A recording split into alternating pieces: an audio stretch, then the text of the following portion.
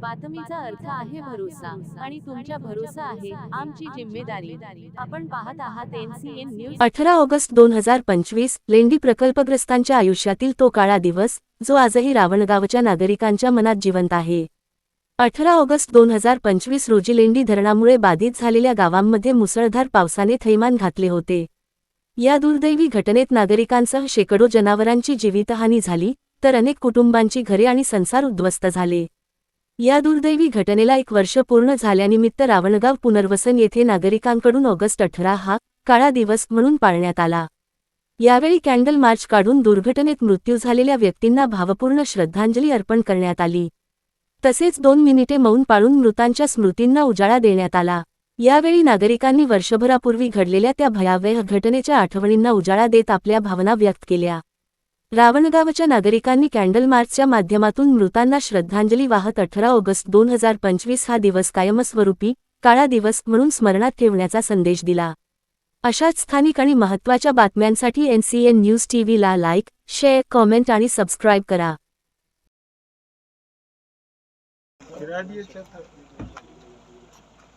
नमस्कार, मी साक Patel. NCN news TV मध्ये आपलं स्वागत आहे। आज आपण पाहू शकता नांदेड जिल्ह्यामधील मुखेड तालुका या ठिकाणची एक सर्वात मोठी आणि महत्त्वाची बातमी आज आम्ही रावणगाव पुनर्वसन खानापूर गावठाण या ठिकाणून देत आहोत। आज आपण पाहू शकता आज माझ्या पाठीमागे संपूर्ण रावणगाव या ठिकाणी खानापूर गावठाण या ठिकाणी उपस्थित झालेला आहे। आपण या ठिकाणी पाहू शकता 18 ऑगस्ट 2025 या दिवशी फार मोठा अत्यंत दुर्दैवी घटना, मनाला पिळून टाकणारी, हृदयाला पिळून टाकणारी अशी घटना लेंडी प्रकल्पामध्ये या ठिकाणी घडलेली होती। त्याच्यामध्ये 5 ते 6 गावांमध्ये मोठी या ठिकाणी जीवितहानी आणि जनावरे दगावलेली होती। आपण या ठिकाणी पाहू शकता तो दिवस कसा विसरता येईल आणि कसा आपल्या मनाला समजता येईल त्याच्यासाठी आज आपण पाहू शकता रावणगावातील संपूर्ण नागरिक खानापूर गावठाण पुनर्वसन ग्रामपंचायत या ठिकाणी उपस्थित झालेत। आणि त्या दिवस 18 ऑगस्ट 2025चा दिवस आज 18 ऑगस्ट 2026 1 वर्ष त्या घटनेला झालेला आहे।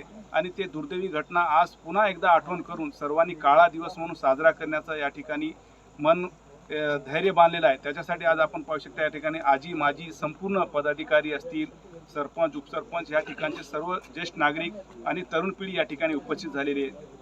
आपण पाहू शकता अनेक या ठिकाणी 30 ते 36 वर्षापासून मोठा संघर्ष लेंडी धरणामध्ये झालेला होता, परंतु त्या धरणग्रस्तांच्या पदरी आतापर्यंत काही पडलेलं नाही, त्यांचा संघर्ष आतापर्यंत संपलेला नाही। आणि दुर्दैवी घटना ज्यावेळेस घडली त्यावेळेस अंतोनात नुकसान, जीवितहानी आणि सर्व कुटुंबांचा जे संसारिक उद्ध्वस्त झालेला होता, अशा अनेक प्रकारचे त्यांचे प्रश्न जे होते ते आतापर्यंत प्रलंबित आहे आणि अनेक घटना या ठिकाणी घडलेल्या आहेत। आणि न्याय मागण्यासाठी आपण पाहू शकता प्रत्येक गावामध्ये वेगवेगळ्या पद्धतीने आज सुद्धा आंदोलन करण्यात येतात, आज सुद्धा संघर्षाचा लढा चालू आहे आणि न्याय लवकरात लवकर मिळेल अशी आज सुद्धा अपेक्षा त्या संपूर्ण नागरिकांच्या मनामध्ये आहे। तर आज आपण पाहू शकता आजचा हा दिवस रावणगावसाठी काळा दिवस म्हणून साजरा करण्यासाठी या ठिकाणी पाहू शकता नागरिक संपूर्ण जमा झाले होते। आणि हा दिवस न विसरणारा दिवस आणि हृदय पिळून टाकून देणारा असा दिवस हा एक निघालेला दिवस होता आणि त्याचेच आज या ठिकाणी श्रद्धांजली म्हणून अर्पण करण्यासाठी व काळा दिवस म्हणून साजरा करण्यासाठी या ठिकाणी संपूर्ण गावकरी उपस्थित आहेत। आज आमच्यासोबत या ठिकाणी सांगणारे काय वक्ते सुद्धा आहेत की कशा पद्धतीने त्या ठिकाणी त्या दिवशी घटना घडली होती आणि त्या दिवशी लोकांचे जीव कसं वाचविण्यात आलं, लोकांमध्ये कसे भीतीचे वातावरण होतं आणि आतापर्यंत त्याचा न्याय अन्याय कशा पद्धतीने घडत आला आणि याच्या पुढे काय होणार आहे ते सुद्धा जाणून घ्या। काय सांगणार ॲडव्होकेट साहेब, कशा पद्धतीची घटना त्या दिवशी घडली होती आणि आतापर्यंत लोकांना त्याच्याबद्दल काही न्याय मिळालेला आहे का? लेंडी धरणामध्ये गाव गेल्यानंतर पुनर्वसनामध्ये त्या व्यवस्था आम्हाला पूर्ण मिळालेल्या नव्हत्या।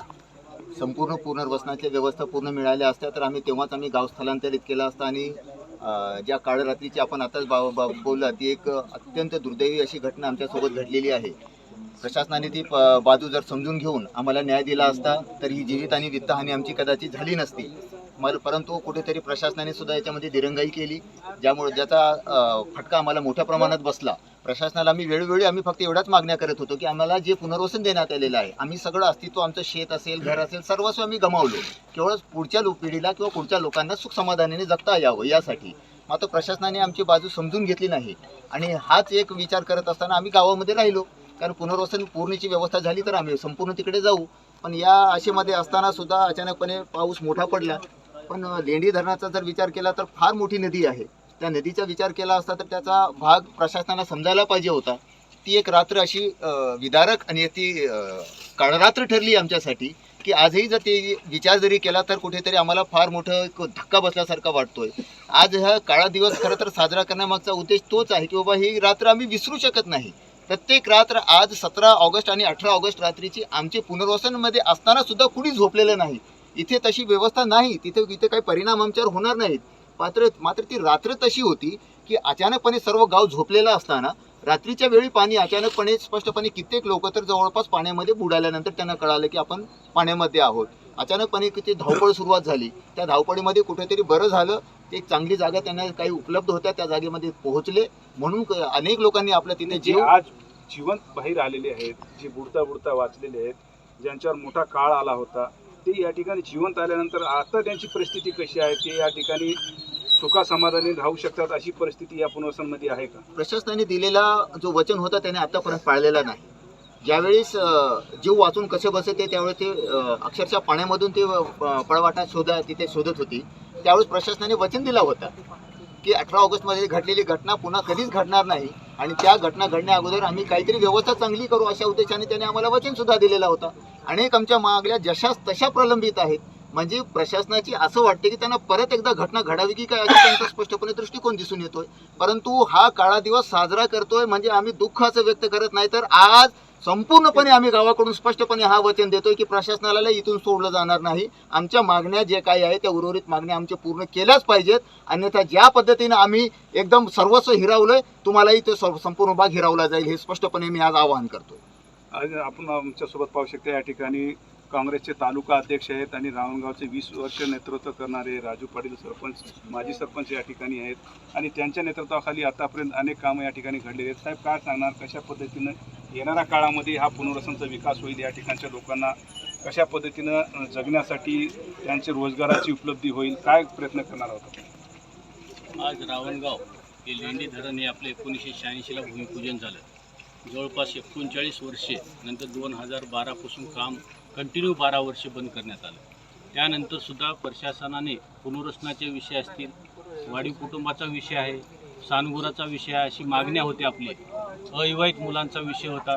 एक लोकांना वाढीव कुटुंबाचा लाभ भेटला, काही लोकांना पुनर्वसनाची आजपर्यंत सुविधा झालेली नाहीत आणि सानुग्रह हे कमी प्रमाणात देण्यात आलं. पण आज बी वाढीव कुटुंबाचे प्रश्न आणखी प्रलंबित आहेत गावातले आणि गावामधले नातू पंतू म्हणून वगळण्यात आलेले लोक आहेत, अविवाहित मुलं आहेत. आज बी युवा पिढी हे देतो म्हणून वचन दिल्यामुळं लोक ज्या त्या ठिकाणी थांबले आणि 39 वर्षे ह्या लेंडीचा प्रश्न मिटला नाही.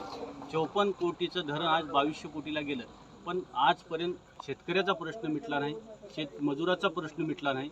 म्हणून हे लोक त्या गावामध्ये वास्तव्यात होते. 18 ऑगस्ट 2025चा दिवस कसा होता? पण 18 ऑगस्ट 2025 त्या दिवशी लोक झोपीत असते वेळेस तिथं अचानकपणे एक पाऊस आला. पण असं ठरलं होतं गळभरणी करते वेळेस त्याने जबरदस्तीनं 500 ते 600 पोलिसांना आमच्यावर गळभरणी लादण्यात आली. अधिकाऱ्याच्या मार्फत, शासनाच्या मार्फत लादण्यात आली. त्यानंतर आम्हाला असं वचननामा दिला होता की 20% वर पाणी साठा. तुम्ही संघर्ष समितीचे अध्यक्ष होता, तुम्ही विरोध केला होता की गळभरणी या ठिकाणी या महिन्यामध्ये करण्यात येऊ नये? या महिन्यामध्ये जवळपास गळभरणी आमचं मत होतं की या जूनमध्ये करण्यात येऊ नये. पुढच्या वर्षी ह्या दीपावळीला गळभरणी झाली असती तर सगळ्या लोकांचा गेलेल्या जीवितहानी झाली नसती, जनावरं दगावली नसते आणि संसार उघड्यावर पडला नसता. पण आम्ही मागणी केल्याच्या नंतर बी जबरदस्तीनं आमच्यावर गळभरणी लादण्यात आली. तरी कलेक्टर साहेबाच्या समोर हे कार्यकारी अभियंता यांनी आम्हाला वचन दिले होते की 20% वर पाणी साठा करणार नाही. ते साठा आम्ही त्याच्या लेवलवर जाऊ देणार नाही. तिथं जे आम्हाला खून केलते त्याच्यावर अचानकपणे पाणी आलं आणि लोकांना झोपीमध्ये आज जवळपास 350 लोक रावणगावमधले बचावले. 3 ठिकाणी आमचा बचाव केंद्र होतं. आमचा वाडा असेल, बळरावप्पाचं घर असेल आणि मस्जिद असेल, त्या ठिकाणी लोक वाचले. सुदैवानं कोणाची जीवितहानी झाली नाही, हे सुदैव चांगलं. पण लोकांचा संसार उघड्यावर पडला. 10,000च्या वर तुटपुटी रक्कम कोणी दिलेली नाही.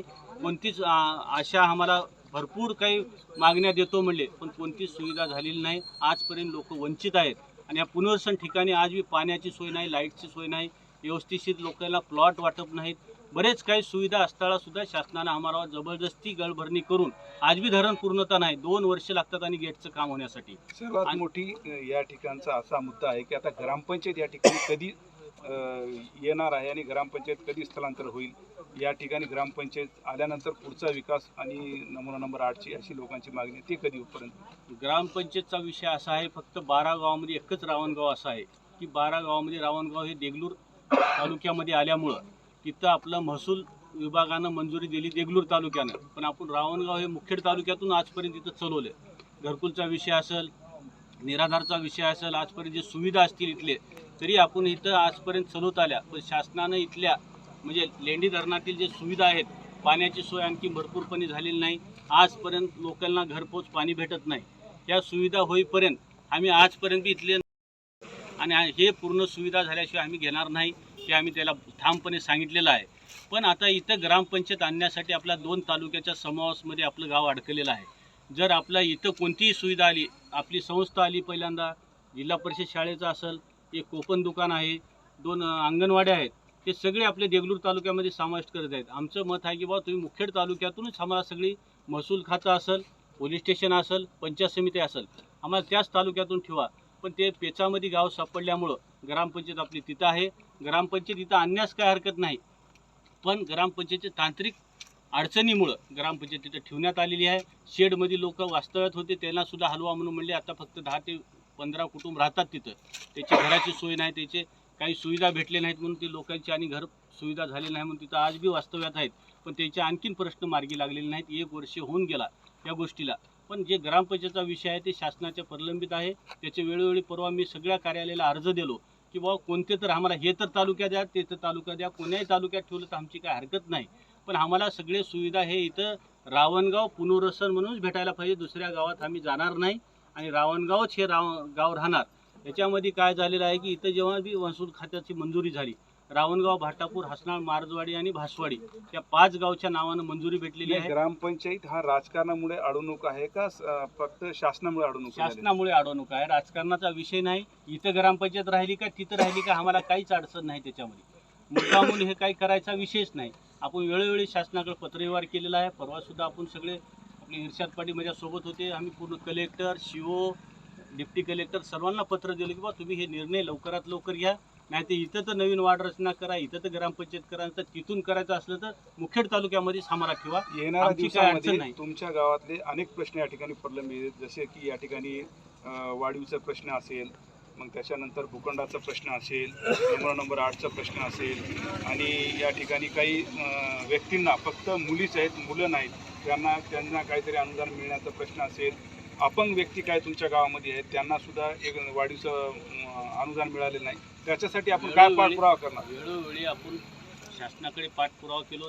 आज वाहतूक भत्त्याचा प्रश्न आहे, अविवाहित मुलीचा आहे, अविवाहित मुलांचा आहे. नातू म्हणून वगळलेले वाढीव कुटुंबाचे लोक बरेच काही म्हणजे कुटुंब आहेत.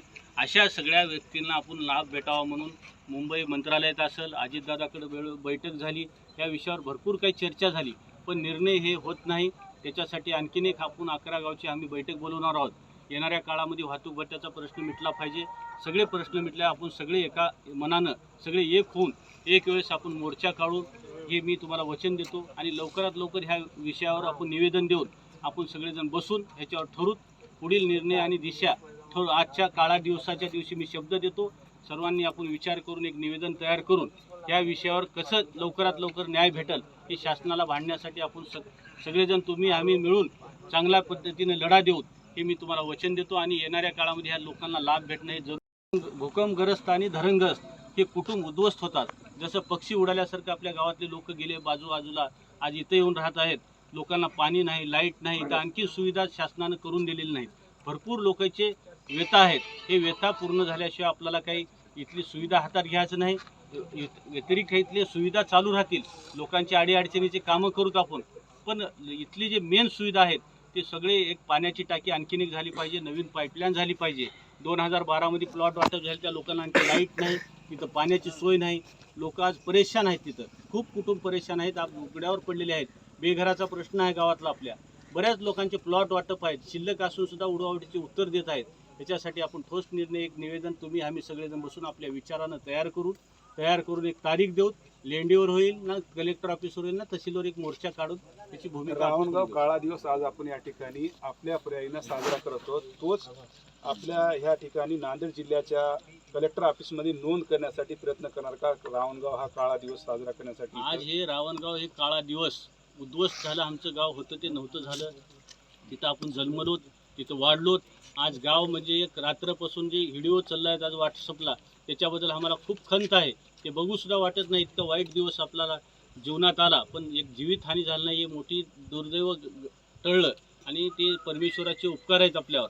पण हे आपण ग्रामपंचायतचा ठराव लिहून एक कलेक्टर ऑफिसला ठराव देऊ की रावणगाव हे 18 ऑगस्ट 2025 हे काळा दिवस कंटिन्यूचा राहील. दरवर्षी इथं काळा दिवस म्हणून रावणगाव पुनर्वसनमध्ये आपण करण्यात येईल आणि असं आपण ठरवू. आणि एक ठराव उद्या करून मागच्या आपल्या जे बी सभा झाली त्या सभेचा 15 ऑगस्टच्या दिवशीचा ठराव देऊन काळा दिवस आपण जाहीर करू. आपण या ठिकाणी पाहू शकता आज आमच्यासोबत संपूर्ण रावणगावचे नागरिक या ठिकाणी उपस्थित होते. रावणगाव काळा दिवस म्हणून 18 ऑगस्ट 2025 हा दरवर्षी या ठिकाणी साजरा करण्यात येईल आणि शासनाची मान्यता सुद्धा घेण्यात येईल असं या ठिकाणी सर्व गावकऱ्यांनी एकमूड बांधलेली आहे. आपण पाहू शकता असा अत्यंत वाईट दिवस आणि वाईट परिस्थिती रावणगाव नाही त्या संपूर्ण लेंडी प्रकल्पात जाणाऱ्या गावकऱ्यांवर आली होती. त्याच्यासाठी पहिला गाव रावणगाव यांनी पुढाकार घेतलेला आहे आणि येणाऱ्या काळामध्ये जे लोकांचे प्रश्न असतील, ज्यांचे जिव्हाळ्याचे प्रश्न असतील ते सर्व मार्गी लावण्याचा प्रयत्न या ठिकाणी 11 गावची बैठक घेऊन एक संघर्ष अजून पुन्हा एकदा करून सर्वांच्या पदरामध्ये विकासाचा या ठिकाणी कास धरून सर्वांना विकास मिळवून देण्याचा प्रयत्न करण्यात येईल असं या ठिकाणी राजू पडेल यांनी सांगितलेलं आहे. कॅमेरामॅनसोबत मिसाक पडेल, NCN न्यूज TV, देगलूर.